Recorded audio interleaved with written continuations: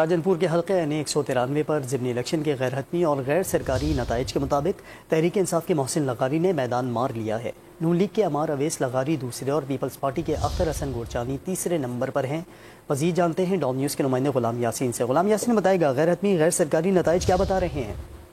جی بالکل، آج راجن پور میں حلقہ این 193 میں جو ہے سردار جعفر خان لغاری کے انتقال کے بعد خالی سیٹ پر انتخابات ہوئے، جس میں 237 پولنگ اسٹیشن قائم کی گئی تھی۔ 237 پولنگ اسٹیشن کا غیر سرکاری اور غیر حتمی جو ہے رزلٹ کے بعد جو ہے تحریک انصاف کے سردار محسن خان لغاری 90,392 ووٹ لے کر جو ہے پہلے نمبر آ گئے اور جیت گئے ہیں، اور نون لیگ کے سردار عمار اویس لغاری جو ہے 55,218 ووٹ لے کر دوسرے نمبر پر، اور پاکستان پیپلز پارٹی کے سردار اختر حسین گورچانی 20,074 ووٹ لے کر تیسرے نمبر پہ ہیں۔